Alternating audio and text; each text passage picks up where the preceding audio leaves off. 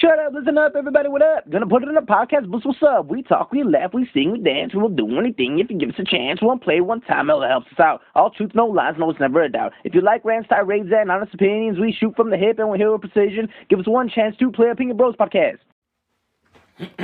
Okay. What am I drinking? I'm drinking Mike's Hard. Whoa, that sounds wrong. Mike's Hard Pineapple Strawberry. All right. Oh, the pineapple. The pineapple. Hey everyone, welcome back to a new episode of Los Pino Bros podcast. We are on episode 6, so I hope you guys have been enjoying the previous episodes. Thank you for following. The previous episode. Yeah, PP. Not Previously on X-Men. Yeah. Yeah, we need to get an intro song. Alex, I think you did the outro. Well, I mean, that could be used as intro songs. Maybe we'll put it at the end or in the beginning of this podcast, the ones that you did. We are just boados. Yeah. I'm never going to live down the whole, I can't pronounce R's. Well, today's episode, we're going to talk about Scream 5. We recently saw it in theaters, but I figured we go around... 5CREAM. Yeah, 5CREAM.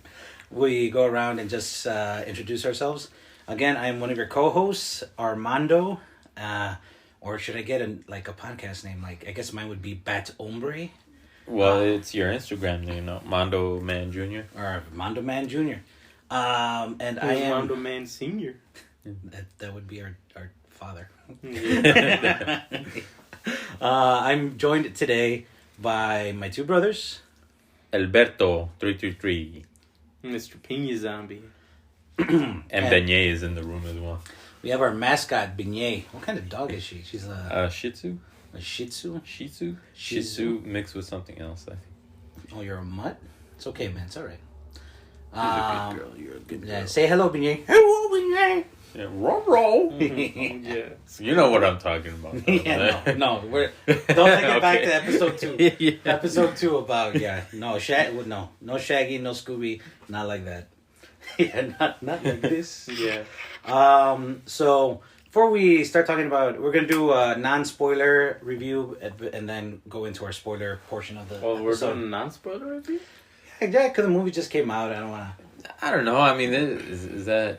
I think so. Yeah, just real quick. That way, we'll play it by ear. But usually, since we're still trying to figure this out, we started this podcast. I think it's just a way to just enjoy ourselves, do something together as brothers.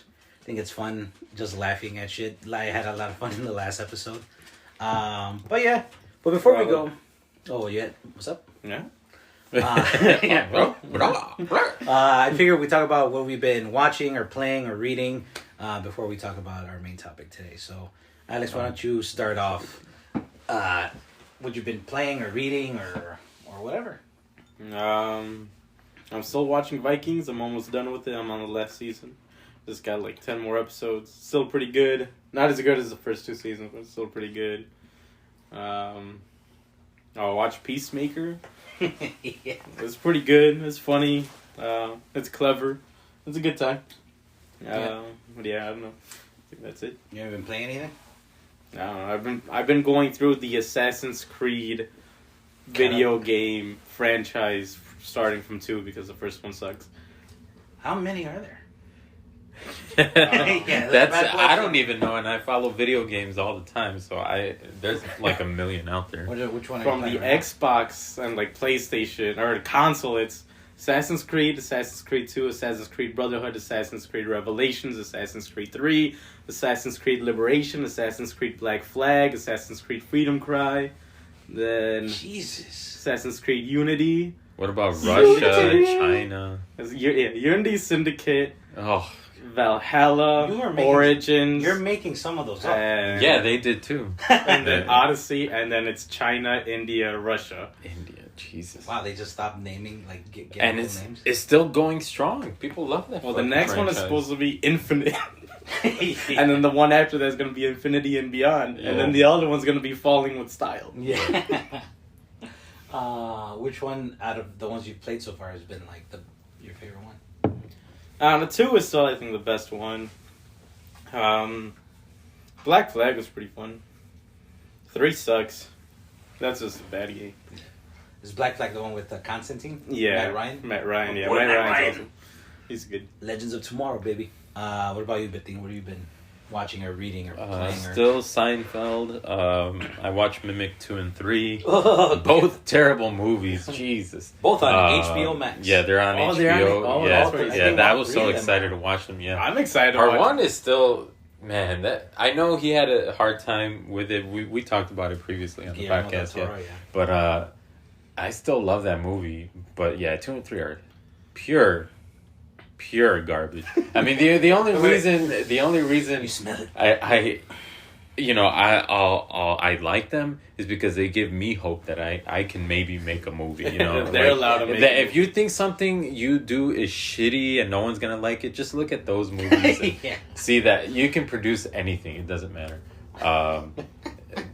Playing video games that just beat Sable. I saw you playing that. Yeah.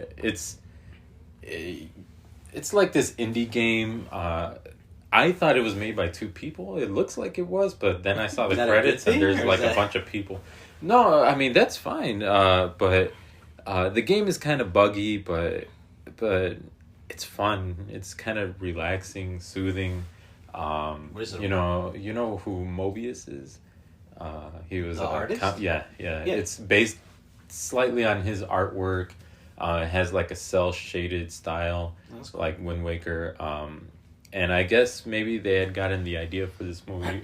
For the game with what's her name, Rey, when she was in Star Wars, when she was going through all that junk trying to find stuff. You know how in the first one when she's in the junkyard exploring, trying to. So they got the idea. That's not where they got there. it. No one gets any ideas from the sequel to it. Yeah.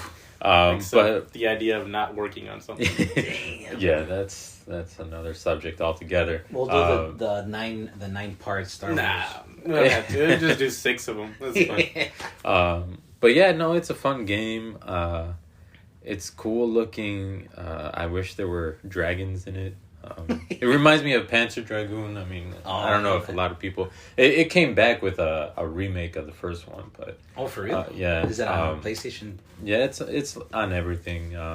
You said it wasn't good, right? It's not that good. It's not that good. There's just Panzer something Dragoon. kind of missing. But they're supposed to come out with part 2, and I think they're gonna do a remake of Saga as well. Is that the third one? Wasn't there Panzer Dragoon 3? No. Hey, stop licking yourself. This is a family podcast. But yeah, I think that's started The Last Duel. Ridley Scott's new movie on HBO Max. Yeah, it's. I mean, I don't know. I There's can't wait something. to see that. It looks.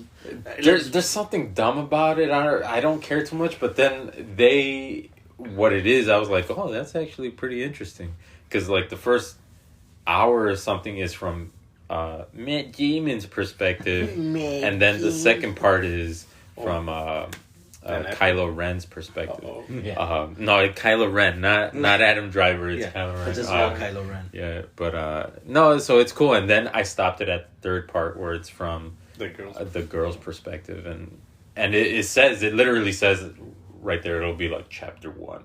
Blah blah blah. The truth according to Matt Damon. Chapter 1. And it's Jason Bourne. Yeah, but no, I think that's pretty much it. Yeah. So what was the first duel? It's called The Last Duel. Yeah. Oh, really? That joke. Really, Scott should just stop. Yeah, it's the last one. That was some dumb shit too. It's all these motherfucking children that were born using these cell phones. That's why my movie failed. Yeah. Shut up. Jesus. I hope he listens to this podcast and he's like, he's another cell phone kid. Like, yeah, you fucking jerk. Like, come on, just leave it. No one wants to watch a depressing ass movie. Like right now in the middle of a pandemic, even if it's nice looking or anything, like, what for? Jesus, get over yourself. I haven't enjoyed his movies. When's the last time he made a good movie? And Prometheus isn't a good movie. It just looks good. It looks good, but it's not a good movie. I did enjoy that one more over Covenant. You can enjoy watching paint dry. I thought Covenant was gonna knock it out of the park after Prometheus. Yes. Like he's gonna learn his mistakes. Yeah, the movie's great looking. There's some great stuff in there, and then Covenant doesn't even look as great as No, Prometheus. yeah, it doesn't. It looks bad, and it's just bad. Yeah, he's been talking like crap about. I guess they had mentioned what he thought about. Oh my god, I'm gonna butcher his name. Noah Haley, the guy who did the TV shows on FX for. Oh my god, what's the name of the show? I like that town. He's gonna do Alien. Yeah, he's doing the Alien show, but he did Fargo. Fargo, yeah. Yeah. And they were asking his thoughts on it, and he's like, "Well, I'm just gonna tell you this right now. It's not gonna be good, like compared to the first movie." It's like, dude, we get it. It's classic man yells at clouds. It's just like, dude, we get it. Like Alien 1, classic. All right, we got it. But like, you can't like shit on some other. You haven't even seen, and he's a producer on it, and you're already like, that's how you're selling it to people. It's like, hey, this show's gonna come out. I'm a producer, but it's not gonna be good because it's not me. Don't watch it. Yeah. So, That's I can't like. What did it do before Prometheus? That was good. Because I know that Robin Hood movie came out with was garbage. Wasn't that just called Hood Crowe? or Robin or something like that? Yeah. I don't know. That It should have been called Crowe. Trash. Damn, Robin trash, Hoodie trash, Yeah. Trashy Hood. Yeah, I guess we're not fans of. I mean, Gladiator was awesome. I That's love Gladiator. That movie's Yeah. like perfect. Music's great, emotionally great, Visuals great. visuals great. Fucking Joker, what's his name? Joaquin Phoenix. Great villain. Bumblebee. Yeah, I can't. I would have to look back at his Filmography. and see what Because what he did like between. Body of Lies. I think that Yeah. thing was garbage. Oof. Yeah. I thought we were gonna talk about Scream today, but Yeah. apparently, really, No, you're gonna okay. use- Yeah, but that's enough on him. But what's next on the? on the agenda. Oh, what did you want? Oh, me. Oh, me? Yeah. Well, what have we watched? What did I watch?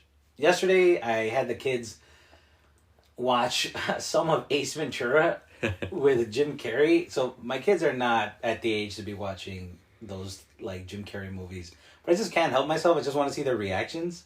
And like they were laughing. They could not stop laughing. My kids are like under 8 years old, and they some of the jokes obviously fly over their head, but like Jim Carrey is like giving it. He's at, on a scale of 1 to 10, Jim Carrey is an 11. Yeah. And you, Iago, are an 11. and this is one of his first movies, and he just gives it his all. He's always, his fucking mannerisms are great. The Lou is a her. Yeah. And just everything out of that he says is like quotable.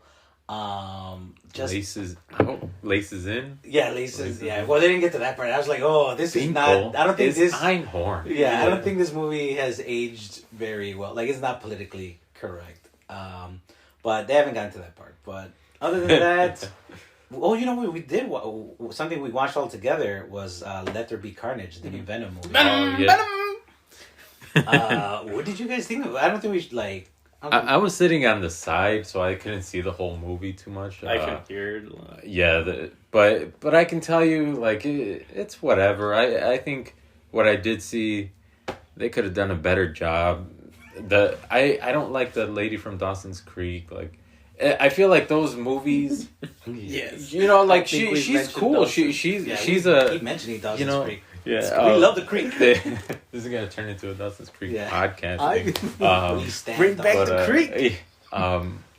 I just feel like love interest in these movies is nonsense, and they probably are forced to put them in, but I wish that Carnage left a fucking trail of carnage, and it's up to Venom to stop him. Like, the whole city's being painted red, and Venom has to stop him. But it seemed more like they met just at the end, and we're like, yeah, fuck it, we'll fight. Yeah, it was for a movie called Let There Be Carnage. There's hardly any carnage in there, and I don't mean like the character himself. There's just like, you expect mayhem and just like over the top violence. I mean, I didn't want to see like guts coming out or anything like that, but like Venom or Carnage is kind of like a scary character. He's like this symbiote. He's red. He's like slimy. He can make like sharp projectiles out of his body, and Venom is kind of like the big brute guy. Yeah. And I none of that came across. Yeah. I mean, I don't know if you feel the same way, but I mean, it's a Sega Genesis game.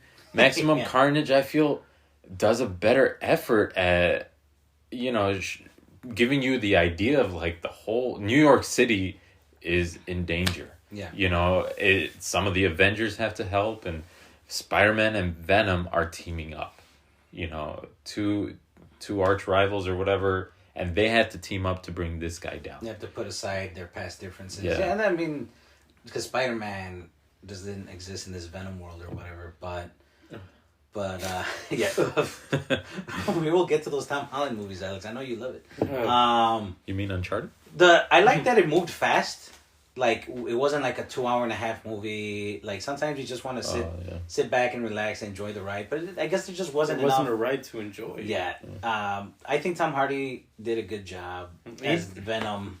The movie looks great. I think it was directed by Andy Serkis. Yeah, Andy Serkis looks great. That guy's awesome. Some interesting shots. I think it's done well. But there wasn't enough of it. There's not enough. It wasn't anything. It just felt like something that just goes by pretty quickly. But I mean, maybe we'll talk about that when we talk about the Spider-Man movies. But yeah, it's if you can get it, if it's on a streaming service, then I say watch it. Otherwise, it's probably a pass. It's $10 right now on like Xbox. I'd pay $5 for it. So I'd wait. Like even then. The thing that movie didn't have a story. Like, it shouldn't have. Half of the story in that movie is, I'm mad at Venom, and Venom's mad at Eddie Brock, and let's have a fight. And that was like 40 minutes of the movie. And it's an hour and 15 minutes. Yeah. Well, it was so bad.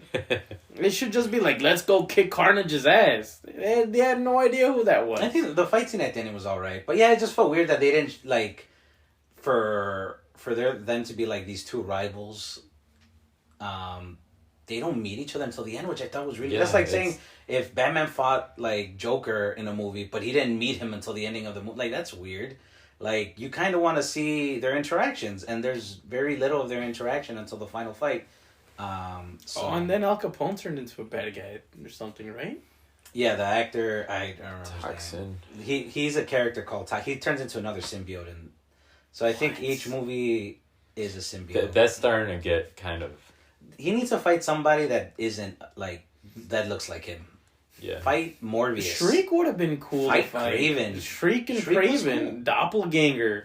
Dude, man. Well, if they ever do a Spider-Man Venom team, who knows? Who knows what the future holds with that? But yeah, that was it. Other than that, Ace Ventura, I saw Hotel Transylvania Transformania. Oh, you did watch it? Lizette told me to watch it. Yeah, it's kids will like it.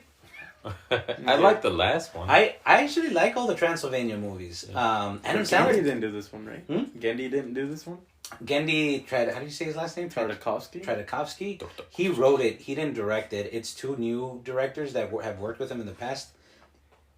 This one is about Dracula is thinking about hanging up his cape and like giving the hotel to his daughter and his kid, or his son-in-law, and then he lies to him, telling him that you can only have the hotel if you're a monster, and he turns into a monster.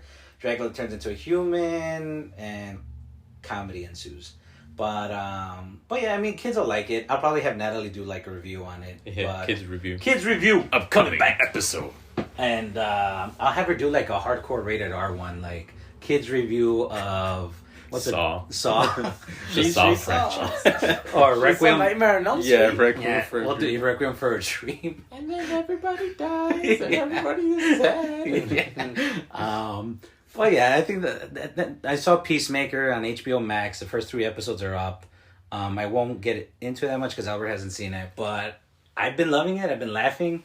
I love the music. It's all from like the 70s and 80s, like hair metal, classic rock. John Cena, I fucking love that guy. That guy's hilarious.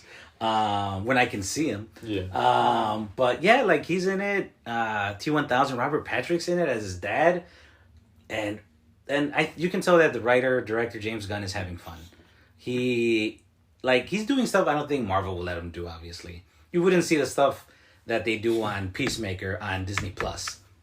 But I think that kind of shows the filmmaker James Gunn is. Oh, Jump Gun. And he can play like nice and do like not kidsy movies, but he can do the Marvel movies, and then he can do something rated R like the Suicide Squad and Slither and stuff like that.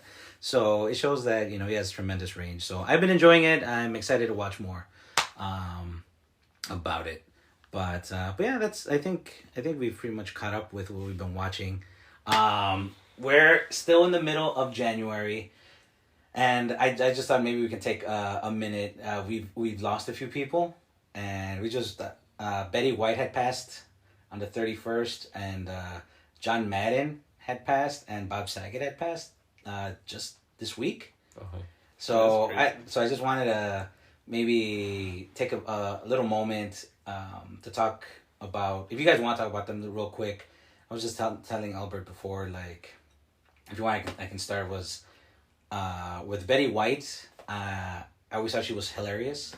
I didn't really know who Betty White was, I think, until like the late 90s, early 2000s, when I first saw her in Lake Placid, where she's that little old lady. Oh, Lake Placid, one of the best movies of all time. Is she the one feeding them? She's the one feeding. I didn't know if you've that. never seen Lake Placid, it's about this like alligator that lives, this giant Any of the alligator. Lake Placids. Yeah, well, the first one's the only one worth watching. I don't know about that. Well, One versus if you're an gonna anaconda. watch, just for Betty White, Yeah, because there is one for Betty White. That's badass. When I see Betty White in that movie, she's this little old lady who's been feeding this like killer man-eating alligator, and like the police come to her house and they're like, "Hey, have you been feeding this alligator or something?" And she's like walking away, and her you. she's like, "Fuck you!"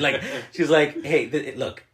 She doesn't want to answer their questions, and she's like, "Look, if I had a dick, this would be the part where I tell you to suck it." And her fucking delivery is just fire, and it's just ever since then I've seen her in Community, I've seen her in like The Proposal, and she's been in like TV movies. She's been doing this. The Simpsons, I think she came out in. Yeah, she's been on everything. She's been doing this before like sliced bread was invented. Yeah. And that's not like a joke. That's like for real. I Yeah. think she was born a year before sliced bread was invented. She invented it. Yeah. But she was always she always moved with the times. She was very funny. She was great. So That's good when, you grow up and you don't become like a prune or whatever. She had fun and she's like, you know what, I'm just going to have a good time. And I understand that people like to have fun too, watching these kinds of movies. And I'm not going to take it seriously and be like, oh, that's so lowbrow. Yeah. Yeah. Like, no, she's going to entertain and people she love was always up for everything. Yeah, I think like the thing I would always hear, and I mean, because I don't remember her much in like shows or movies. But Lake Placid, Bill Paxton, Bill Pullman, same person. Yeah, I get confused. But, I've seen articles about that online. But I think the thing that I always remember seeing often was the Snickers commercial, where there's a bunch of people outside in the backyard and they ram the hell out of her.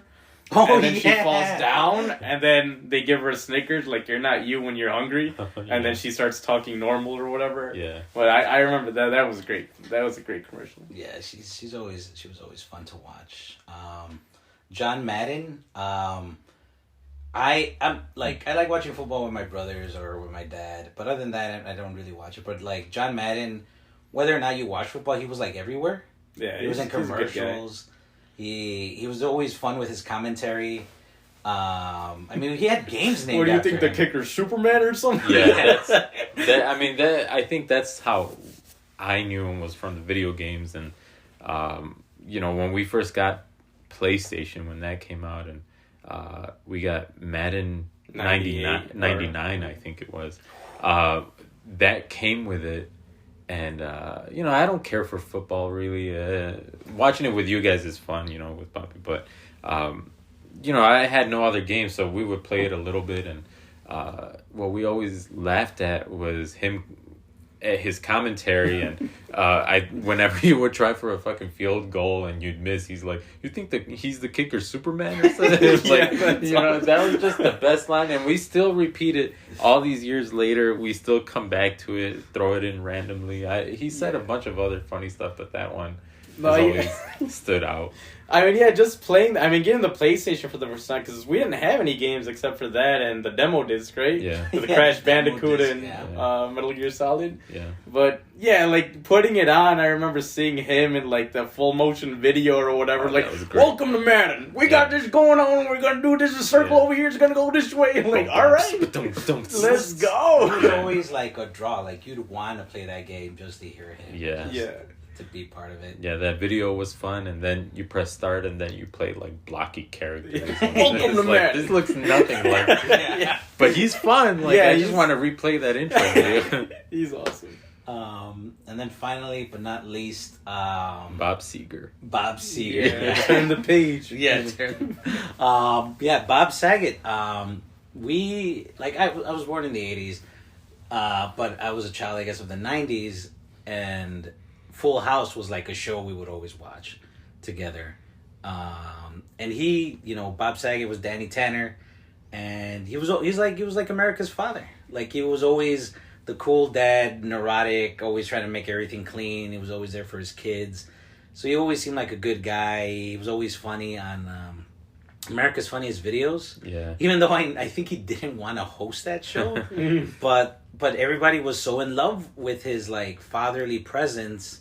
Even though that's not how he is like in real life. Like Yeah. he's really like he can be sarcastic and just rated R comedy. I mean, like in Half-Baked. Half Baked. Yeah, I forgot what he says, but the first time hearing what he said, I was like, "What the fuck?" That was totally not him at all. But I didn't know that that's his comedy. Danny Tan is just a fucking character. You know what I mean? Yeah, But- that wasn't him. But like I think we grew up on on him, and even though I probably won't watch like Full House now, he was a part, I think, of our lives when we were kids.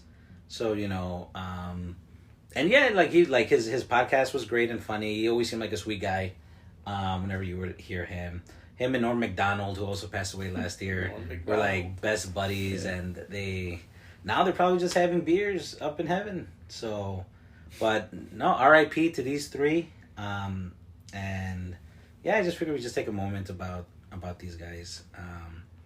But yeah, I think we can move on now, since we depressed everybody, Yeah. to our non-spoiler portion of 5CREAM. Wait, non-spoiler? Yeah, just Still? do it. Yeah, I don't Okay, just do look, it. we're Let's just just do it. warning you right now. This part has spoilers. Oh, now we're doing Because- spoilers? It may or may not have spoilers, but Let's it's gonna be above the fifth. Yeah, because I don't want to talk about it once and be like, Well, we okay, have to go now back talk to- about yeah, it ain't with nobody wanna spoilers. hear that. Oh, We you just damn kids, always about If they're you listening to damn. this for 27 minutes and they're man, come on. All right, well then, spoilers. We're just gonna just slap it out. We're just gonna pull down our zipper. and Matthew just Lillard's put it in out it. there. Yeah, Yeah. Matthew Lillard's in it. He's the killer. The end. He As clones Matthew himself. Lillard. Yeah. Not Stu. It's Matthew Lillard. Comes He's out. mad that everyone likes Stu more than his portrayal of Stu. He actually so he comes- becomes the killer. He comes out dressed in like Shaggy in the Shaggy costume and just starts stabbing people. It's like so meta on meta. And It's he insane. kills dogs throughout the movie and puts the dog's body onto Okay. the characters and starts sewing them All right, together. that's- Scooby's also with Yeah. Yeah, He's Scooby's in the it. other killer. Yeah, There's he- always two killers. Yeah, roll. Hey, roll, Sydney. Who is that? You think it's Scooby? No, it can't be. No. All right. Well, we saw Scream 5 on opening 5CREAM on opening night. We had the streaming live event version. So they had like a film. They spoke with the filmmakers. We were able to see that portion of after the And movie. David Arquette. David Arquette just giggling his head off. David love that Arquette, guy. he's so awesome. But so Scream 5. If I hope you listened to our last episode where we talked about all 4 Scream movies. Scream 5 takes place 25 years after the first one. Oof. Bunch of killings again in Woodsboro.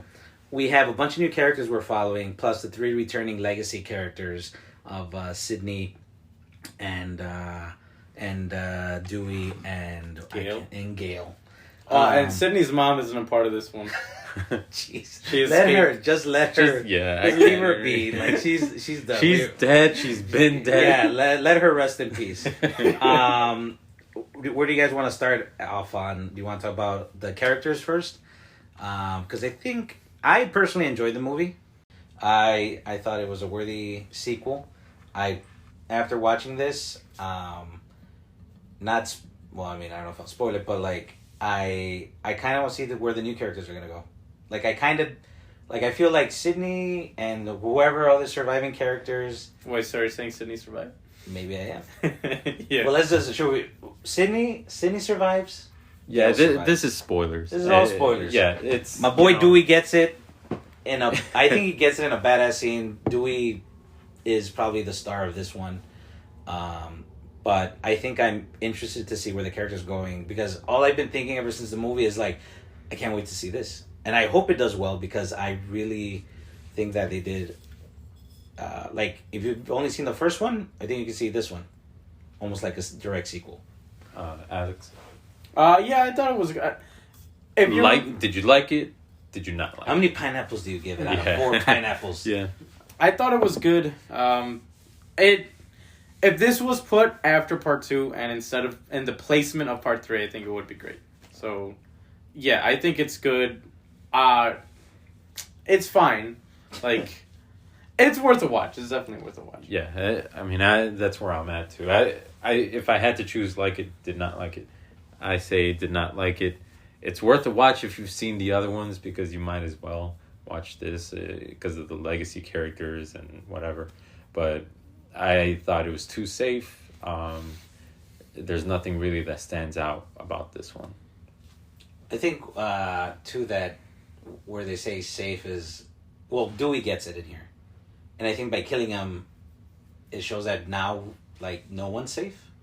Because by killing him, he could have died in part 1. He didn't. He got stabbed in the back. Part 2, he got stabbed 50 times in the video audio room. And then in part 3... Did he get stabbed a lot in that one? Well, he gets hit in the face. It looks like he was going to get, hit in the face with the... Then he electrocutes himself. He electrocutes himself. Yeah. And then in part 4, he gets a bedpan. Like we've also joked where it's like, oh man, well, we know they're not going to kill Sydney and Gale and Dewey because we love those characters and they don't want this shitstorm on it. But they go out and they kill Dewey. I mean, I don't know. I think that's normal, though. I mean, I think we called it in the Scream podcast. You did call it that he was gonna eat it. You did say that would be the one to eat it. Yeah, but it was because we're like, if they do that, and I think you got it, because I thought they would probably do Gale But who knows though? Like they. Yeah. If they well, I mean, why not? They can easily be like, well, he decided to fake his death. That those were his wishes to be put.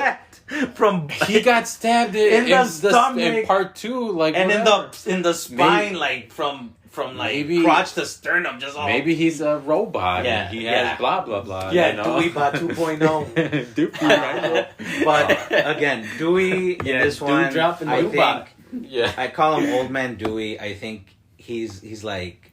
He knocks out of the park, man, and he plays good, really well. David Arquette in real life, because we saw the Q&A afterwards. He's just like this giggling little boy. Yeah, he's just like he's awesome though. But the fact that he can just be like this guy that you feel like when he died, I cried, and there was other people in the theater that cried. I could hear them like sniffling, unless they had COVID. But like that fucking got me. COVID. And I don't know if you saw me, Alex, but when he got stabbed, my feet were like twitching, like because my toes were curling. Because I was like, "Fuck!" I didn't know it was gonna hit me that hard. But I can tell you this. I told Alex, like, I don't like to talk too much during movies, but I told Alex right away when he died, I'm like, it's fucking bullshit. I was so pissed that, I mean, my opinion. But it's because it got you. Well, it got me only because it wasn't done well. No. I like that they had the balls to kill him, and I like it, like how you said, no one is safe. But I just think it could have been shot better. It could have been done better for him to go through 4 movies and not really learn anything, and a phone call fucks him up. And, but it's not any phone call. It's Gale's phone call. Yeah, but that doesn't mean anything. Yeah. Like it is a little silly. He shoots the person 1,000,000 times in the chest, and instead of finishing them off right there and then, he decides to run away to an elevator and come back. and then be like, now it's time to finish this. No, come on. You know how it is. I think the running away to the elevator is fine because he was there to protect. Like, his first duty is let me protect everybody. That's exactly what I was So going to say. he's like, let me get them out of harm's way. No, he's a police officer. So the way he dies, he has a pretty cool scene because he goes tit for tat with Ghostface. They start beating the shit out of each other, and it's a pretty good scene. Like, you see Dewey beating the shit out of Ghostface. He flips him over, and we're like, hell yeah, Dewey, get that in. And then he pulls out the gun. And in other horror movies, he dropped the gun or he does something stupid. But here the gun doesn't go off. He shoots the shit out of Ghostface, and it's like, hell yeah. You see Ghostface goes down, he gets all the people in the hospital, protects them, and then the elevator door is gonna close, and then he like stops, he's like, I gotta shoot him in the head. Which is cool, but as soon as he says that, you know, okay, he's gonna die. Of course he's gonna die. And then I think that shot well when he's like walking out and he's like reloading the gun. Yeah. The bullets drop. Cool. Yeah. That looks freaking badass. You know, Zack Snyder was like, yes. Yeah, because the bullets falling to the floor in slow motion. You shouldn't have filmed it in focus though. Yeah. But like, that looked awesome. And then he goes up to Ghostface and he's about to shoot Ghostface in the head. And then he gets a call and then he gets stabbed. Yeah.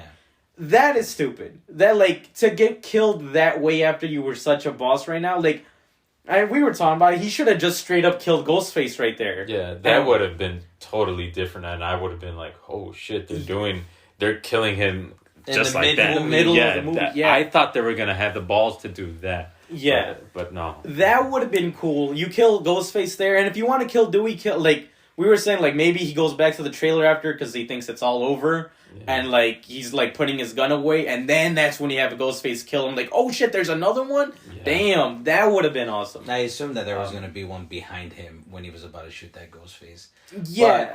But like, I think because we had seen 3 and 4 last week, I give it, like, a pass that he didn't shoot him in the head. Because in Scream 3, he shoots Roman in the chest. And it isn't until Sidney's like, you have to shoot him in the head. And that's why it's like he did it before and he fucked up. But that's why he should have learned. He should have, but I mean that's what takes. I mean, I do like. You say you don't like his. You don't like how it looks, or no? I don't like that he failed. Like, it's not gonna come across. But okay, so after his death, well, I did want to say I like. When he did get killed, I didn't like how he got, like, the right before he got killed, but when Ghostface kills him, Ghostface looks him in the eye and says, like, it was an honor. Yeah. I like that. Like, even Ghostface knows that Dewey's a badass. Yeah. So, like, I did like that. I think... And it's almost a clue. Yeah, well, yeah, but it's cool to know that even the killer respects Dewey. Like, that's badass. That's real cool. I like that a lot. Did you guys like the fact that we followed these characters before, like, Sidney and Gail entered the picture?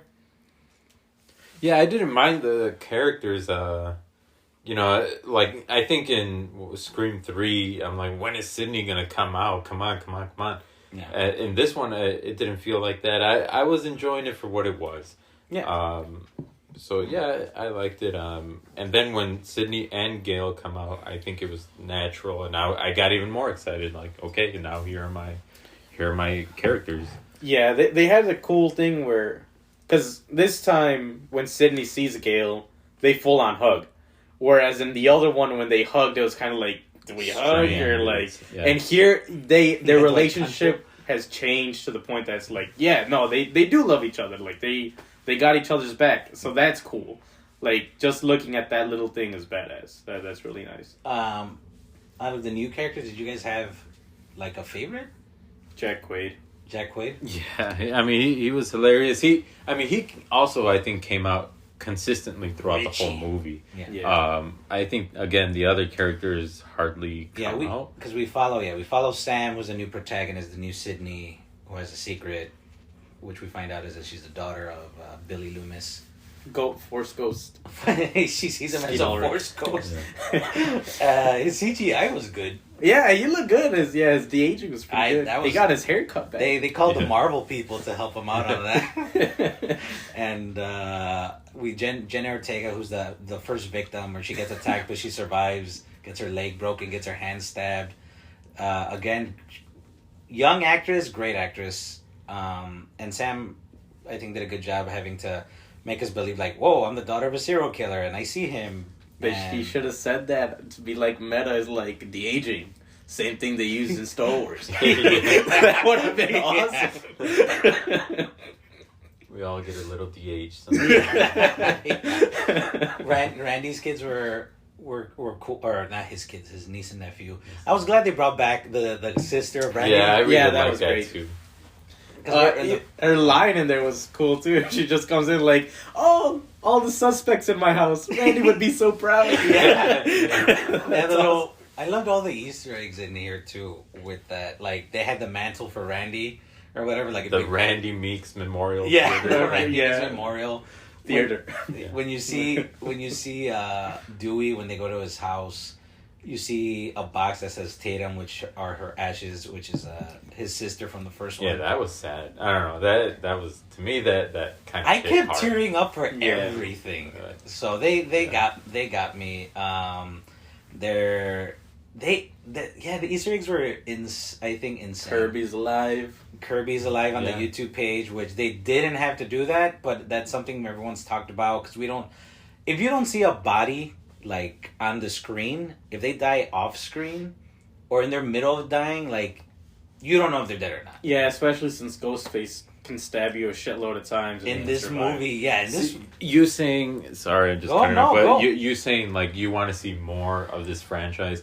I can definitely see her coming back and with those characters and doing something, you know. I don't know where they would go if they would do like college again and be like, oh, it just so happens we're all in the same college or some shit. But, you know, I can see that. I can see them bringing Kirby back, and maybe I'd like to see it like, you know, maybe that'd be worth it for another watch. But And I think that's what this movie did for me is, I had told you guys before that as soon like after the movie was done, I think they set up things that they didn't mean to. Either they meant to or they didn't. I don't know. I don't know if it's intentional or not. But I can't wait. I hope they make another one. And like we know Kirby's alive. We know Big Dreamy is alive. Like there's characters that have survived in this movie and other past movies, and I kind of want to see like a reunion special. I Like, guess I can see that. Yeah.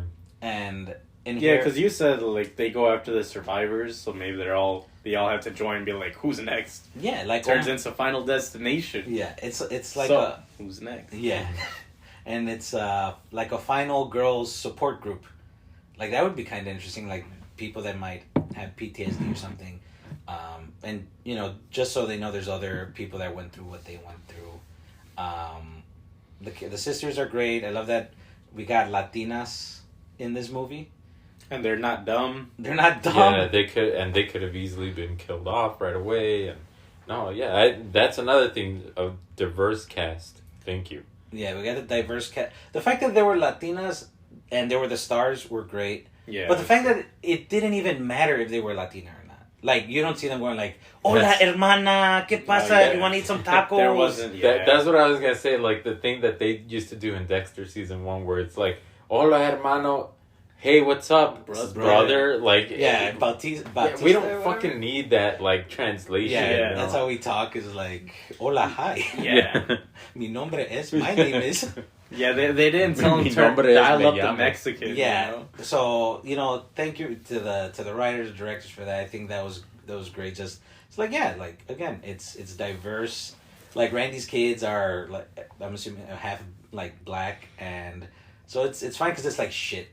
Like there's Randy's kids, so I'm thinking Randy dies.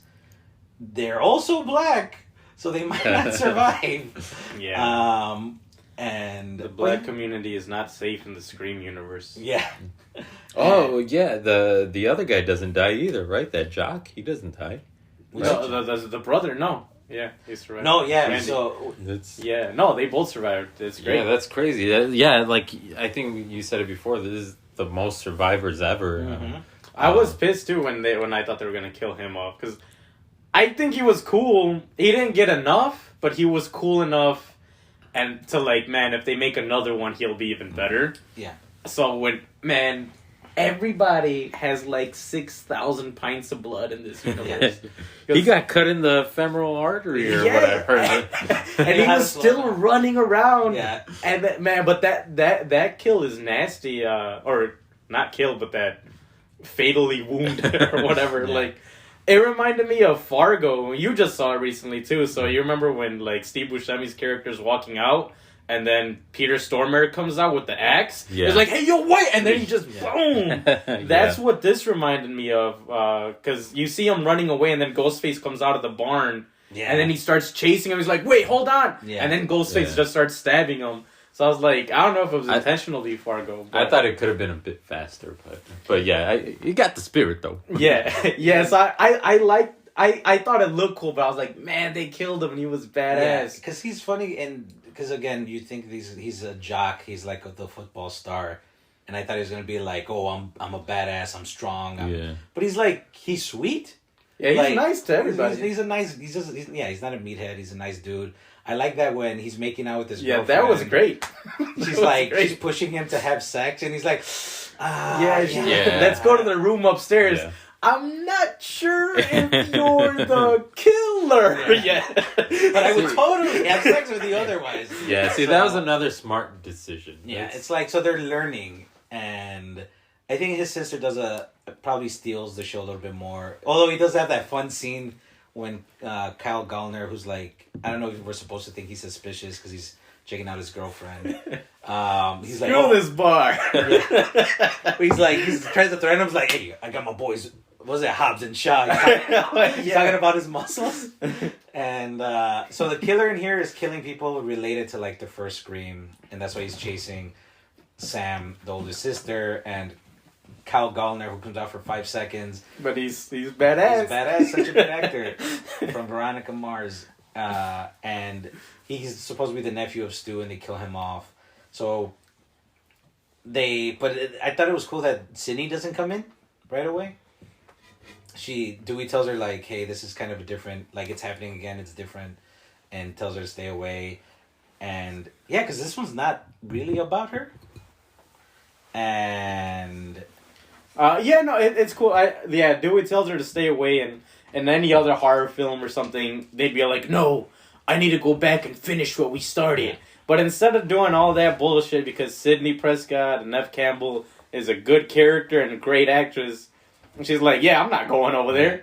I'm not dealing with that shit. Yeah. I got kids. yeah, we have her 2 kids that we don't see, which I'm telling you, it's gonna happen in the part 6. They're named Billy and Stu. Yeah, they're the reincarnated versions.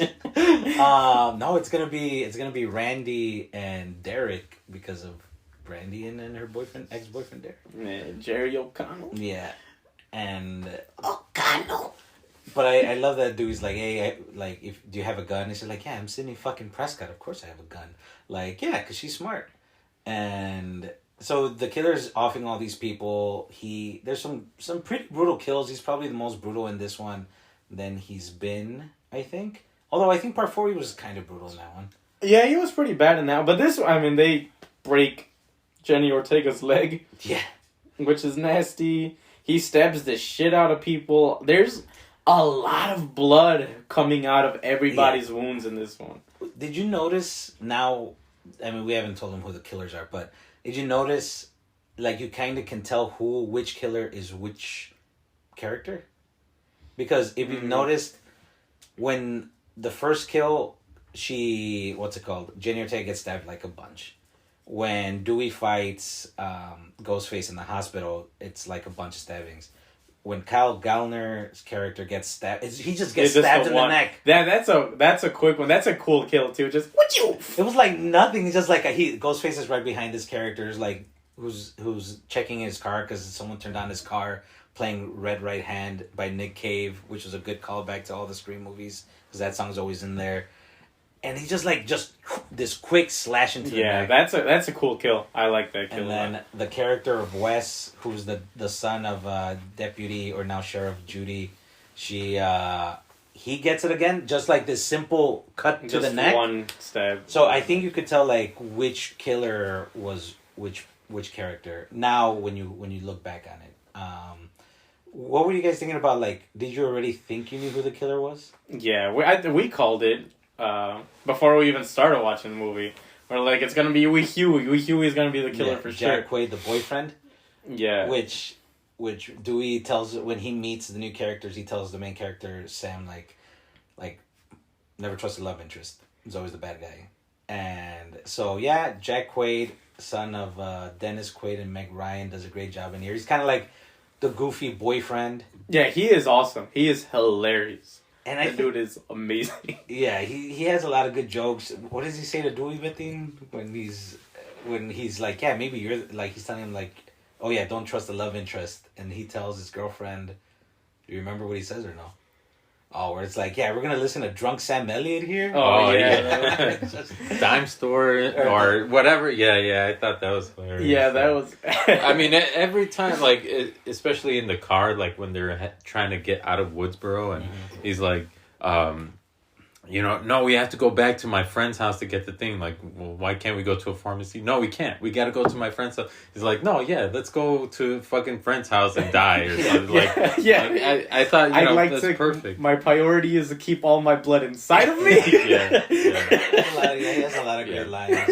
Everybody get out of the house. Yes, I'm saving your life. Yeah, you guys all suck.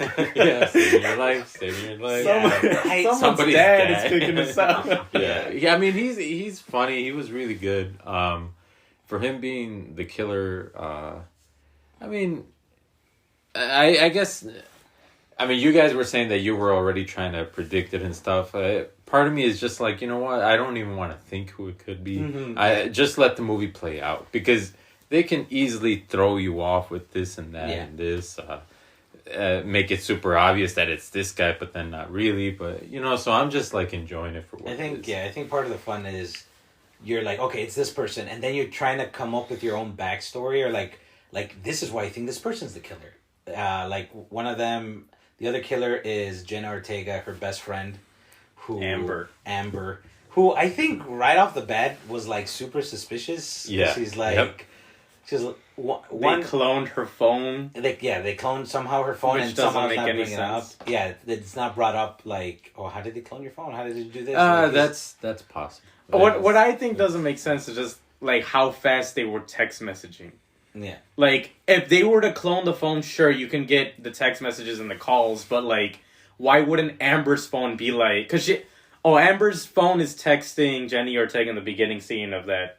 When they're doing the whole Ghostface usual thing that they do in all the Scream movies.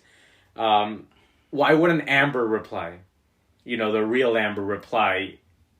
And then she gets like a separate message like, wait, none of your text messages are making sense. Yeah, like Amber should have been like, yo, I didn't write that. Hey, I didn't, like, just because you cloned the phone doesn't mean you stop the other text messages that are going on. Yeah. Piggybacking. Not a sexual on term. That thing. Although Sydney's mom would be into it. Oh, Jesus. I think that I swallowed that. Mike's heard. That's also what she said. Black cherry, because I almost spit it out. Jesus Christ. I find it more ridiculous that they were able to hack into their ADT system. Because they kept unlocking their smart shit. Like, kind of possible, but like knowing who the killers are is kind of like, where do they have the fucking technology to do that? True. It's in the same universe where they can use a voice changer for every person. Must be the same living fucking or dead company. Roman had a couple of extra things on there.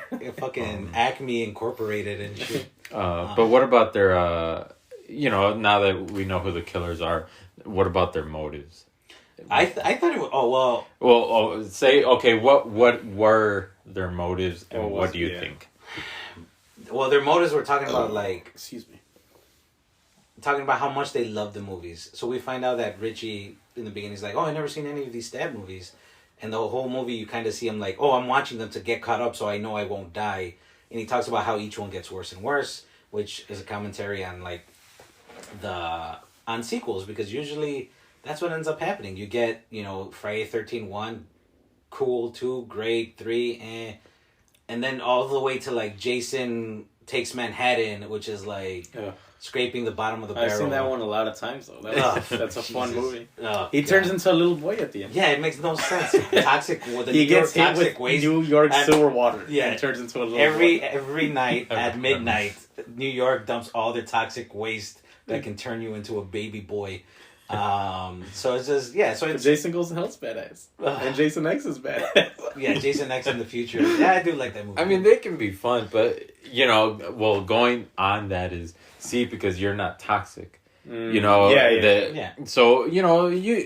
can be bad movies, but then there's a difference between being the fan that's like, fuck them and I wish they would die and this to being like, yeah, it sucked, but you know what, it's part of me not likes a big it deal or whatever. But yeah, you go on with your life. But these guys, Jack Quaid and Amber, like they're super, she doesn't get a real name. I don't know her real name. No, so they met on like a subreddit, which I'm like, it's called Dreaded. They called it Dreaded. I like is that what they called it? Yeah, in the beginning they called it a Dreaded, and then they said that they met on the subreddit. Yeah. And so like I don't know anything about that because I don't go on that stuff. I'm assuming that they're like boards and stuff. Like I used to go on boards back in the day when like Spider-Man 2 was coming out. I'd be like, oh, I can't wait to see that. Yeah, there's a subreddit for like anything and everything. Yeah, so they met there, and it kind of harkens back to like Scream 2 where Mrs. Loomis met Timothy Oliphant, and they're like, oh yeah, we just met on like Psychos Online. But they're like these two people that you can never be lonely in Psychos Only. Yeah. And everybody needs love. And so they're so upset about how the state of affairs in horror movies are that they love the first movie and they want to go back to basics. So they're making this requel and they're trying to frame Sam, because since she's the daughter of Billy, they're like, they'll believe it that she snapped one day, and she's like, well, I started killing people and I wanted to bring back the legacy characters. I killed Dewey, I wanted to kill Sydney and Gail, and it's like because they want to go back to basics. And he talks about how it doesn't come from a place of hate, even though all he's saying is hateful things, but how they suck and how they ruined his childhood, and they kind of dig at like Last Jedi as an example, because like that movie is so divisive, and people are like divisive, an advertisement. Yeah, and how they're like, you shat on my childhood with how you treated Luke Skywalker. And and a lot of people are like wishing death on creators. I mean, look, I'll say this about that. Like, I do hate that movie for what it did. I don't agree with a lot of the shit that they did in The Last Jedi. I'm talking about. Even Mark Hamill, there's like a supercut on YouTube of all the times he disagreed with Rian Johnson and because how he was outspoken. Yeah, and he was like, I fundamentally disagree with how you wrote him, what you're doing, so I see toxic fandom all the time, I think it's totally believable, and these people think that they think they're in the right, and it sucks, but at the same time, I can see that sort of attachment to things, because you never know what these people experience to watch a movie or play a video game. Like, they could have played a video game with their dad and then their dad died, and you make fun of them for loving Mario Kart, but it could have been the last game they played together. Or you see a lot of people that go overseas to fight wars and they watch DVDs like Smallville or something, and it's like, that got me through like the tough times. And sometimes horror movies are like that too, or any movie. Yeah, and any type of fandom. You never know what you can bond over and what kind of meaning something. It can be the silliest thing. Yeah. And people will have a meaning for it. So I can understand when you say like it raped my childhood, and I mean, maybe that's a little too much. That's way too much. But it is like, man, it's an expression you hear did a lot, like but you It could fucked mean up a my lot. favorite character. You fucked up like his whole life. You fucked up. I mean, one of the biggest things that is kind of still upsetting about the new Star Wars is like that's it. Like these are canon. Princess Leia she's dead. Harrison Ford doesn't ever want to come out of them. And Unless you this give was him a your bunch of money. chance. This was your chance to send them off, and so yeah, that is upsetting. But you know what? I'm not gonna be threatening the people. over it. You can hate the movie as much as you want, but as soon as it turns into I want this person dead, or like let me threaten them, like, I mean, we don't care for The Last of Us or whatever, but like, I remember Laura Bailey was getting death threats and shit. Yeah. That's insane. Like, Laura Bailey's cool. Like, it's not like she said, you know what, I'm gonna write it like this, and even if she did, like, calm down. Yeah, it's not. She didn't murder anybody. She did, like you. Now you're talking about murdering somebody. Yeah, Come on, that's dude. insane. So I mean, we grew up on Metal Gear, and Solid Snake was the badass, and then in Part 5 he's a piece of shit, or Part 4 he's garbage. Yeah. And you know, Hideo wrote that, and whatever. Like, whatever, it's done. They did it. They messed it up. Sure, whatever. Yeah. But I'm not trying to kill anybody anymore. Yeah. But I can see like the toxic fan. Yeah. So it's a thing. It exists. It's a thing. It exists, and I think it's perfect, especially for a franchise that's built on commentary about what's movies. going on about movies. I think it works. And I perfect. It's a great motive. I think they've always had a great motive, except for Part 3. I think they always have a good motive. I'm a director. But it's I think they did, and I think Scream, because they're always, I think, ahead of the curve a bit. I think they hit the nail on the head, because as soon as we got out of that screening, we bumped into like a representative of Paramount who asked us about what we thought about the movie. Or so he says. Yeah, and maybe he was a ghost face. Yeah, and one of the people that came out was like, I did not like the motive about toxic fandom. That's not true. I'm like, she's gonna find us now. Come get me. Yeah. But yeah, and it's just like it almost shields itself, or it's almost like foolproof, because it's like you don't have to agree with the motives. You don't have to like the movie. Every movie is subjective. What's your motives too? But once you start like saying like, these killers are trying to go back to basics, or they're going to murder all these people because all they want is like a pure version of their favorite movie again. Like, that's how it is. It is like that in life. Like, yeah. I mean, going back to Star Wars, there was a petition to make their own movie. I don't know if you knew about that. The fans were trying to get funds together to make their own sequel trilogy. Yeah, it's just good luck. Yeah. Disney's gonna give you the fucking rights. The to mouse, Star Wars, the mouse is like that. Oh, fuck you, huh? Give me the funds. Yeah. Don't fuck with the mouse, huh? But yeah, so I think their motives worked in the sense that it's like because fandom can be toxic. Whether and horror movies, there's a big community. From what I hear a lot, because I love horror movies, the creators of horror movies always talk about it, and they talked about it in the Q&A after the movies, like, horror fans are, like, the sweetest fans. You know, but I'm sure a lot of fans, superhero fans, probably have a bunch of, fans that are sweet. But you always get a couple, you get stalkers, you get people who don't agree with your movie, and then, wish death threats on people, like... And when he said that they're the sweetest people, I think I just wanted, that was probably a safe answer. They already know you don't want to upset people. But I think it's like a lot of them are, from all the documentaries and stuff that I see, they're always like really nice. Well, of there's course. people with tattoos, and they're just like, hey, again, back to, it got me through a tough time. Yeah, but I mean, I'm saying, of course, that everything has its sweet fans, but well, he's not gonna go out there and be like, "Yeah, fuck you guys." Well, I know, but that's what I'm saying. You didn't like my fucking movie. Is that he's not gonna, like, if I'm talking on the podcast because I'm honest right now, but if I were to go up and be on stage in front of I don't know if I would say what I'm saying now, like. because I'm sure some people would be like, You'd be no, more diplomatic. boo. Well, you Yeah, went up to the it's- Paramount guy and said, Yeah, this you movie went up- sucks. Well, Yeah, yeah, but I'm that's nobody. fine. He doesn't care who I am. Like, No, he that's took why he a took note and then picture looked of the us. other way. He's like, Yeah, kill Albert P. I mean, you know, it's, I don't know, but at the end of the day, I think that motive worked. I liked what they did, and yeah, in today's society, they met on fucking Reddit and were like, let's do this shit. And he's like a 30-year-old dude talking to like a 17-year-old girl, and so this Where's Chris Hansen when Yeah, he just pops out into the kitchen and is like, Yeah, he's why don't you like- sit down? Ghostface. Yeah. Yeah. Ghostface, please sit down. Yeah.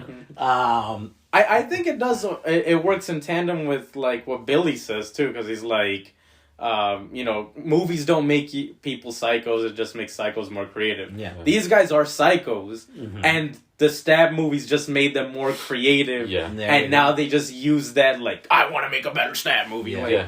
I Yeah. think it works in tandem, and that's perfect. I thought Yeah. that so the Amber character is hardly one of the characters I don't think comes out a lot in the movie, but every time she's on there, she has like these beady, like she's always squinting, and you're thinking she's a bad guy because she wants to protect her best friend who was attacked. So she already in my mind's like, maybe she's in love with her, and she's like, if no one can, you know, I can't have her, no one can. Well, they even tell her that straight up. Oh, do they? Yeah, Wes I think tells her that. And he's like, Oh, no one's good enough. yeah, like I'm not good enough for her, and now her sister's not even good enough Yeah. for her. Because she's trying to isolate Yeah. them. But it's funny when I think she's kind of another Emma Roberts where like beginning I wasn't too big like on her character, but when we get to the final scene, the whole movie ends up takes place in a little bit in the hospital because that's where one of the main characters is getting better. And they're like, we got to leave town. That's a smart thing to do, and we applaud them for that because they're the two sisters are trying to like get out of town because they know there's a killer. They don't want any part of it. But that's when Jack Quaid's like, we gotta go. No, it was inhaler. the other sister. Yeah, She kept pushing. Oh, let me just go to my friend's house. Yeah, I didn't like that. Yeah, But because she said she had the inhaler. Did you guys notice? We end up at Stu's house. Yeah. The house from the first movie. Yeah, But they kind of play it, I guess, like they didn't want you to know it was Yeah, there because it's until all later. Yeah, because it's all dark, yeah. and it's like it isn't until Sydney calls Sam, and she's like, "Do you know where you are?" And she's like, "No, what? I'm at a house." It's like you're in Stu's house. I think that was shot pretty cool too. They do that back shot. Yeah, They pan out, Yeah. and you just see that she's in door frame, and you just see that she's in the house. And it looked like the shot from part 3 where she goes to her old house or whatever, and then they do that back pan as well. I'm like, oh, that was cool. I like that. And what else? So they go back there, and we meet, or well, Amber. As soon as the party's over, they get everybody out, and we have like the legacy characters heading there, and the main cast. Amber is like, oh my god. We see one of the characters come in. She runs into the house. She's the girlfriend of Randy's nephew. She said she can't find him. That there was blood everywhere, and they're pointing fingers at each other. And she's like, how do I know you're not the killer? And Amber's like, she just shoots her in the fucking head. It's a great buildup of, you know, Point. bam, Yeah. like it. Everyone it's just done keeps really coming well, into one room right after another. And where they're all Yeah. pointing fingers. We don't know who the killer is because anybody can be the killer. Everyone's a suspect. But then, Amber just pulls out the gun, shoots the girl in the head, and is like, welcome to Act 3. Which I thought that was a cool line. And I then like that. chaos everywhere. Oh, that was good. And then, I guess this... Well, we get one of the cool, like, there's a couple of cool things that happen right after that. Because Amber comes out with the blood, and she's like, oh god, I'm hurt. Yeah, she comes out to Gail and Sydney. Sydney. And then both they have guns because they're smart. Yeah, see, They both look at each other, and then they're all like, what do you think? Trap. That was cool. They both understand it's a trap. Right immediately after that, I was pissed. Because they both pull out their guns and then they miss, but Yeah. Gail gets shot. And like, come on, you guys knew it was a trap. Like, get it. Well, whatever. Moving on from that, we have Sydney just being a freaking boss. Because she goes into the house and she's not taking any chances. She doesn't give a shit. Hey, come out of the... If you're a good guy or a bad guy, I don't care. come out right now if you got 5 seconds. And 5 I'ma seconds. shoot you. And it's not movie 5 seconds. It's real time 5 Yeah. seconds. And she just starts shooting every door because she's like, I'm not opening that door without at least shooting whoever's behind it. Yeah. Boom, boom, boom. And then Ghostface calls her there, and he's like, "Oh, Sydney, it's an honor," or whatever. And it's like, "Yeah, this is boring." But he's like, "Wait." Yeah. See, she has done so well, I think. She's awesome. She's written well, she plays it so well, and we see her experience come through, you know? Yeah. That she's prepared. She has the guns. She knows how to handle the phone call. And she's shooting those doors. She's like, I'm not taking fucking chances. I'm gonna handle this shit, and that's what I'm gonna do. Yeah, she's badass. And, you know. and the reason she comes back is because Dewey gets killed. Because again, she did not plan on coming back because she has her own life now. Yeah. But the fact that she comes back because it's like, well, they put one of mine in the ground, and we'll put this guy in the ground. Send one of them to the morgue. Yeah. Apparently That's the Chicago way. Yeah. And I said, don't stop fighting. Don't stop fighting to John. What was he saying? What is he saying? What is he saying to me? but Baseball. Sorry, this is all the. yeah, come on. But Robert De Niro. I forgot that I Untouchables. want I was him talking about dead. Amber, I but- want his family dead. Yeah. I want his house burnt to the ground. Hey, mister, you forgot your boom. Yeah. Kevin Costner's like, thank God that wasn't my kid. But I forgot. Waterworld. Yeah, Waterworld. No, Yellowstone. But no, I forgot the Amber thing. When she's all like stabby, like she's just so like like almost Emma Roberts crazy. Yeah. But every time she gets her ass handed to her by like Gail and Sydney when they're fighting her, because she talks about like, oh, I killed Dewey and I can't wait to kill another legacy or whatever. Yeah, I can't wait to do you both. Yeah, and like they get the better of her, and she's like, no, please, I've just been radicalized. I'm just a little kid. I'm stupid. I don't know what I'm doing. And and it's like thinking like they're gonna put their guard down before she tries like killing them again. She gets it pretty bad. Oh yeah, she gets the worst for sure. She gets slammed by hand sanitizer, which I don't know if that was like some sort of commentary because everything's so meta now. But she's like, put hand sanitizer on my face. Yeah. And they like throw her into the fucking stove and like she just fucking lights up like a Christmas tree. Hunger And Games survives catching that fire. shit. But I think we called it when we went in the theater about Jack Quaid because he's probably the most out of the new cast, one of the more famous ones, and like you don't pick him and not give him stuff to do. Yeah. But like, because again, we've seen these movies and we saw them so like as we saw them last week. All I'm thinking is like he's acting weird in this scene. I'm trying to find clues, and there's a scene in the hospital where Ghostface attacks them. Because he's there to, see his girlfriend's sister, make sure she's okay. Ghostface has been stabbing everybody. But with him, she like slices his arm, like his forearm. And I think I told you, Alex, or Betin, that it reminded me of Scream 2 when Sydney and her boyfriend Derek are in the frat house. And he goes to fight Ghostface. And all you see him is with the slice on his arm. And then the cops are asking him like, well, that's kind of funny how this killer stabbed all these people, but he just sliced you a little bit. Yeah. And it's just like almost like, oh shit, is it the boyfriend or is it not? Because we've seen it go two ways already. We've seen the boyfriend be the bad guy and the boyfriend be the good guy.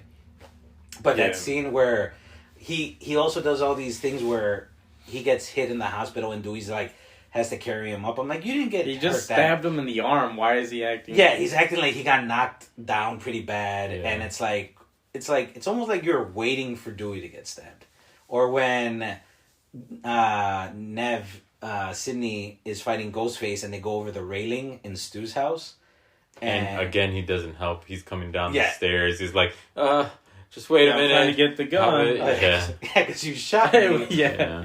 And when she tells him, like, well, like, why didn't you come out? I was like, oh, I wasn't going to get out because you were shooting him. Like, well, I'm justified in my shooting. Yeah. Like, I told you to come out. But, yeah, and then he stabs Sam, and then they have this whole fight scene. And Sam's been seeing her dad, Billy, this whole time, Forrest Ghost dad. Mm-hmm. But in a way that it doesn't seem like in your face. And like you said, Alex, he's like telling her, like, hey, there's a knife right there. Pick up the knife. And then, she goes to town on him. Like, she doesn't stab him, like, once, like, to kill him. she goes to town on his ass. Yeah. Which I feel... Well, you got to in this universe. Yeah. And then they shoot him too, no? Yeah, he gets shot like 3-4 times, no? yeah, I think so. She says him like 20 times, Yeah. and then she shoots him because he's like, Just to fuck be this. sure. Just to be sure. Boop. And like Sydney and Gail, like, yeah, do it. Go for it. I like how a little bit before that they're like, "What? So you want to stop it and commit murder?" Yeah. Yeah. That's what we want to do. Yeah. It's Yeah. like, yeah. I like that they were just like fucking honest with that. Yeah, shit. they're tired. Yeah. See, yeah. I think that's another thing is like, this is bullshit. I don't want to do this anymore, and that they keep fucking doing this. And like, are you ready for? Gail says to Sydney, "Are you ready?" No. Sydney says to Gail, "Are you ready for this?" Like, no, never. But they kind of were, yeah. Like, Sydney definitely. I think, Sydney's just the hardened, badass, smart, and she doesn't take chances, and which is good. Gail, I think Courtney Cox did some of her sweetest acting in this. Compared like to where she was in the first one, where she's like, talking to her cameraman Kenny, like, get your fat tub of lard ass, well, with the camera when I call you. Or in the second one, every time she tried, having Cotton talk to Sydney just so she can do the story. And here, when Dewey dies, she's like, she's heartbroken because she didn't want to be apart from him, but he had left her because he couldn't hack it in New York or whatever. But I think you had said that. Yeah. And I think in here, like, you see, and I don't know if like their real lives bleed into their acting, because since they were married in real life, I'm sure they call upon that. And I think that, because I think David Arquette mentions it in the Q&A. He doesn't go into specifics, but he's like, like, I used a lot of like what I was feeling at the time with my like divorce and stuff, and it shows it on screen. And if he called upon that, he used it. And I think Courtney Cox does the same. She uses that, like, I lost my best friend. I lost, like, the other part of me. And when they talk to her about, like, are you going to write a book? She says, yeah, but this, the fuckers are going to die in anonymity. Yeah, which I'm like, great, because she's not going to... Yeah, that I thought that was great, too. Like, I'm not going to give them their fame that they want, and it just goes back to, like, part 4 where they for sure... They made sure to give Emma Roberts her fame. Yeah. In this her one, infamy, I'll make him infamous. Yeah. And so she talks about, like, well, what's your book going to be about? It's like, I think it's going to be about a good man who wanted to help people. Yeah. And, well, going forward, I think I give it 3.5 pineapples out of 4.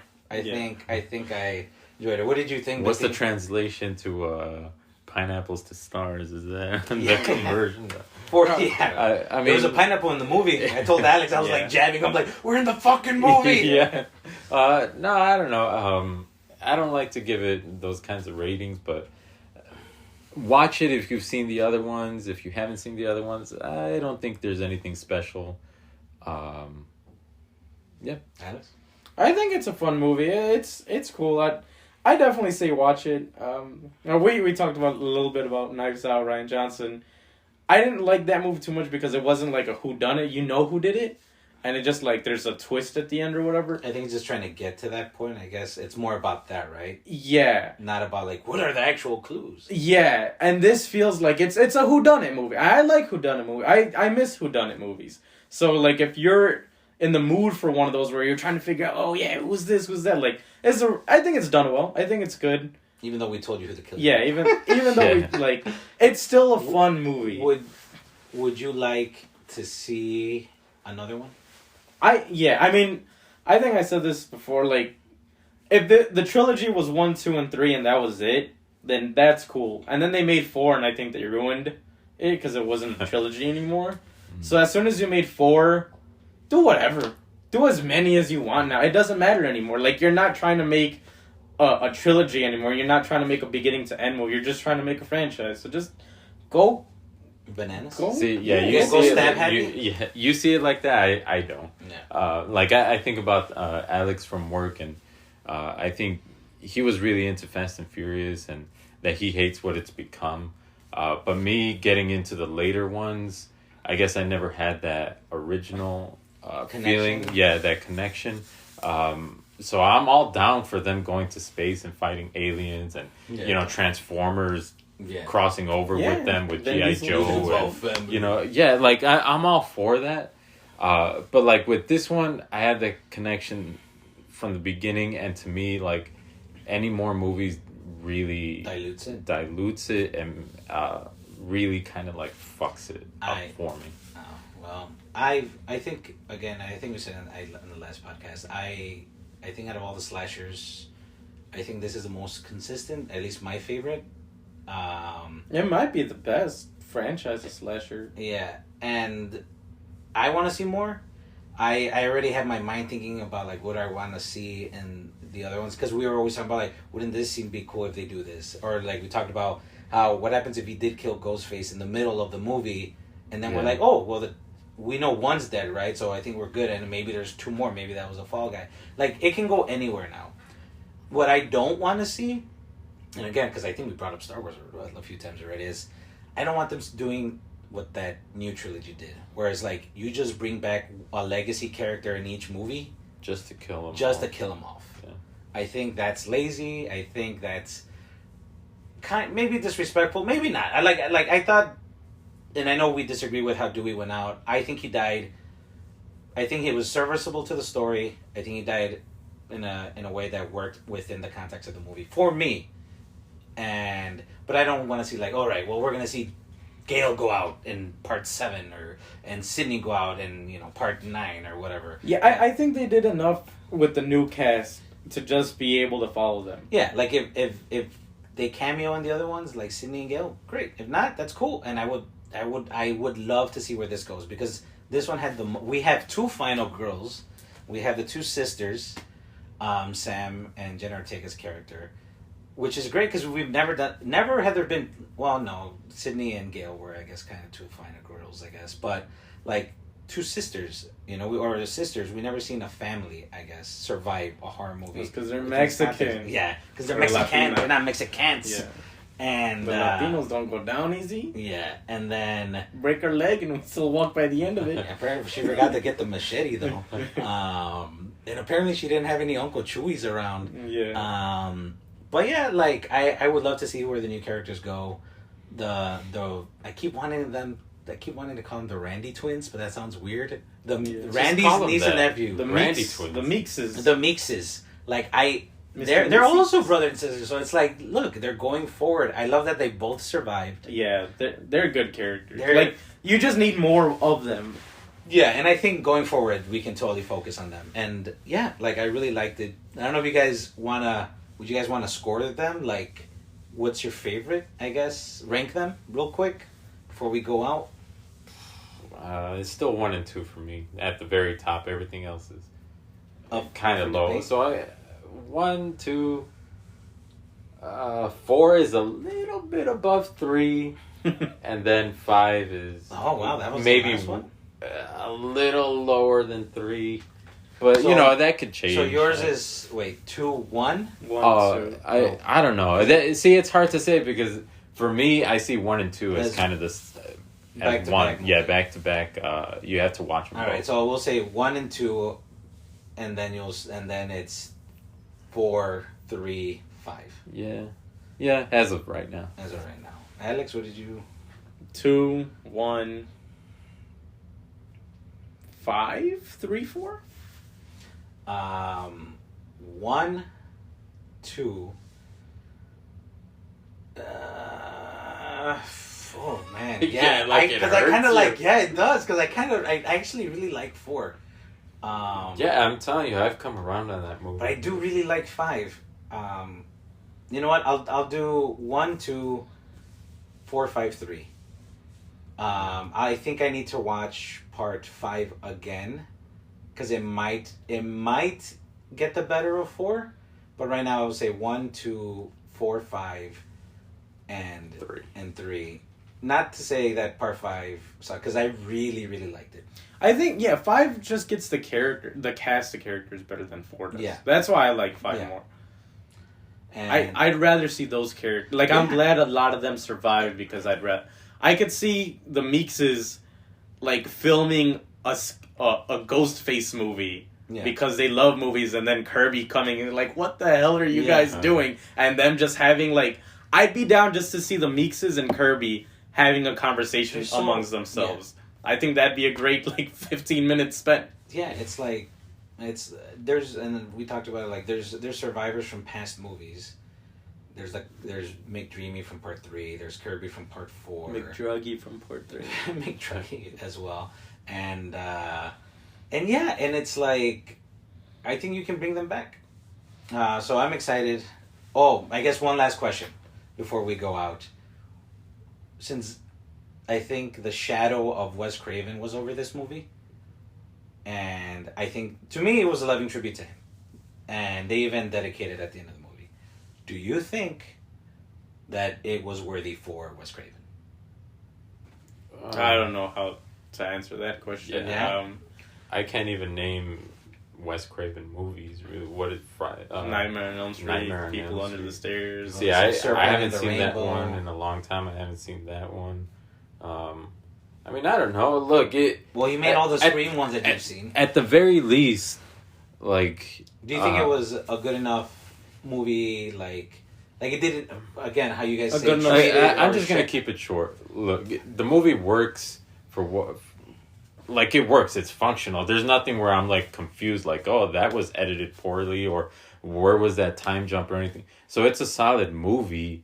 Like, it functions. But I'm telling you, it did nothing special for me. So, yeah, you can say it's an homage to him. But at the same time, I would say it's a cop-out. Yeah, I think there's a fine line that's being walked with, like, respect callbacks or whatever, or homages, and like okay, you could say it's a love letter to Wes because it's made using a lot of his shots and doing what he did. But wouldn't a true love letter be like, you showed me how to make a badass movie, let me make this badass movie how I can make it for you, instead of just copying your tricks and then doing that. Like, if it was a slideshow for Wes, then okay, yeah, put his shots up there. But, like, you should be able to make your own distinct, unique style and be like, you taught me how to find my style. Here is it to you. I think if Wes were to direct this one, I hate saying Wes, like I know, Wes Craven, Mr. Craven. Yeah, if Mr. Craven were to direct this one, I don't know if he'd be using a lot of his old shots. He'd be like, well, let's do some shit over here, let's do some shit over there, and let's do it. And he'd make it look awesome. Like, that's how I think he'd go on with it. He'd keep adapting and moving forward instead of just looking at all his past. I don't think this one looks a lot like. I mean, it feels like it's part of that universe. But I think they do a lot of shots that are just reminiscent of the old ones to the point that it's like, well, might as well just watch the old one. I don't know. Yeah, that's a whole other. Yeah. Thing. I would just say that if he was around and he didn't direct it, I think he would be happy with what I think he'd like, I don't think he'd be like, this is a piece of shit. Well, I don't think he'd ever be like that, but I think he would be like, this is a good movie, I really like it, thank you. I think they do justice to all of their characters. Like, all of it, I think the trio does a great job. Like, their acting is awesome. I love them in here. Like, even when Gail comes out and sees Dewey for the first time, she's like, I came here, you messaged me in a text message and you feel that chemistry. Yeah. And then he's like, you came here for another book, didn't you? And then she's like, no, I came here for you. Yeah. And he's like, I see your crew right there. Like, okay, 90% for you. Like, well, I'm 90% happy then. Yeah. Great. Like, that's awesome. The back and forth is always a great thing to watch. That trio is awesome. They're written awesome and they do such a good job. But yeah, I really like Scream 5. I think you guys should watch it. I hope they make more. I hope it does a good box office this weekend. Unless Spider-Man is still, like, webbing up all that $2 billion money. As long as it beats Avatar again, because, sorry. Just wait for Avatar 2, 3, 4, 5, 6, 7, 8, 9. Oh, don't worry. They're all coming out sometime. Yeah. They're going to copy the story from Pocahontas 2, Journey to a New World. Yeah. Apparently everyone's alive in this one, too, even though they died in the last one. Anything else you want to say? I mean, I just want to thank whoever's listening. Thank you. Your support, actually, it means a lot. Like, you wouldn't believe. Just don't get toxic and try to kill us. Yeah, or get toxic, spread the hate, love. As long as you're talking about us, and if you're still subscribing, that's what matters. If you're wondering will we wear boxers or briefs, neither. Yeah, neither. We'll put up some questions on the podcast. You can reply to them on podcasts or on Spotify. Follow us on Instagram at _Piña _bros. I'm Alberto333. Mr. Pina Zombie. Mondo Man Jr. I think it's Mondo Man Jr. on Instagram. Yeah, and you could always reply to any of the podcasts and say, hey, you guys need to fix your audio. You need an intro or whatever. Let us know. We're doing this for fun. Feedback but is good feedback. Yeah, we're doing this for fun, but also if you can't understand what we're saying, then that kind of ruins it too. So thank you again, and I hope you enjoyed Scream 5. We are boys.